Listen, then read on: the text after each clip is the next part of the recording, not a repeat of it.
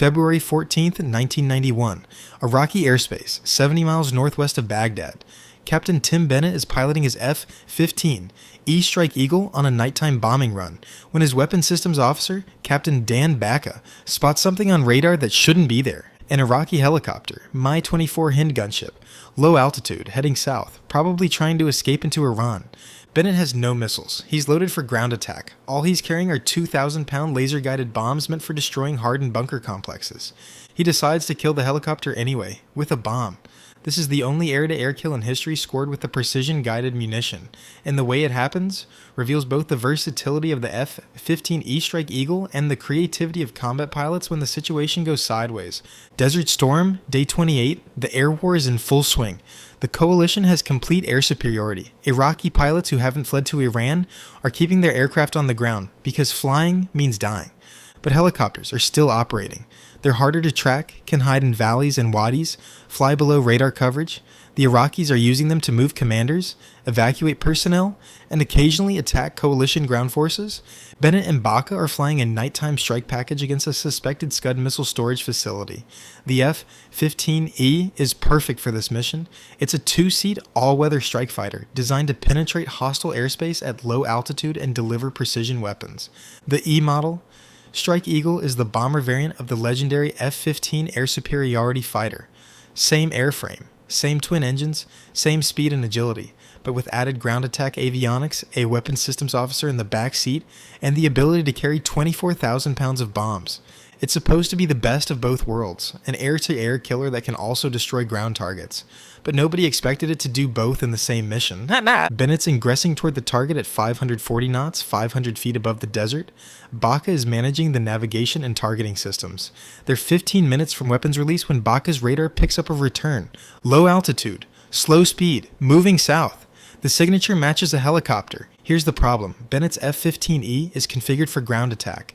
His weapons loadout is 2 GBU-10 Paveway II laser-guided bombs. Each one weighs 2,000 pounds. They're designed to be dropped from medium altitude onto stationary targets. They're not designed to hit moving targets, and they're definitely not designed to shoot down helicopters. Standard procedure says ignore the helicopter and continue to the primary target. But Bennett and Bakke have been briefed that Iraqi helicopters are conducting infiltration missions into Saudi Arabia. This could be a target of opportunity. Bennett makes the call. Prosecute the helicopter. First problem, how do you target a helicopter with a bomb designed for bunkers? The GBU-10 uses laser guidance. The weapons systems officer paints the target with a laser designator, and the bomb guides itself to the laser spot. It's incredibly accurate against stationary targets, but this helicopter is moving at 130 knots. Bakke starts running calculations. The bomb has a time of fall of about 30 seconds from their altitude. The helicopter will cover over a mile. In that time, he needs to calculate where the helicopter will be 30 seconds from now and drop the bomb on that empty piece of sky. Except the helicopter's course and speed keep changing. It's maneuvering. The pilot probably has no idea an F-15E is tracking him, but he's not flying straight and level either. Bennett decides to modify the approach. He's going to get close, really close, and minimize the time of fall. He descends to 200 feet, accelerates to 600 knots. The F-15E is now screaming across the desert in the middle of the night, chasing a helicopter that's doing its best to stay low and avoid radar. Bakke keeps the helicopter locked on radar, range 8 miles, 6 miles, 4 miles. At 2 miles, Bakke gets a visual using the lantern targeting pod. The infrared image shows a Mi-24 Hind, rotors turning, flying about 100 feet off the deck. Bennett climbs to 1,000 feet to give the bomb room to arm and guide. This is way too low for a normal bombing run, but it's the only way to minimize the time of fall. Bakke switches to laser mode. He's going to point the laser ahead of the helicopter and guide the bomb into the flight path. It's less like bombing and more like aerial gunnery. He's leading the target. Range 1 mile. Bennett's closure rate is 470 knots. He's got about 8 seconds until he overflies the helicopter. Laser on, Bakke calls. Bennett pickles the bomb. A 2,000-pound GBU-10 drops from the left wing station. Fins deploy. Seeker head activates.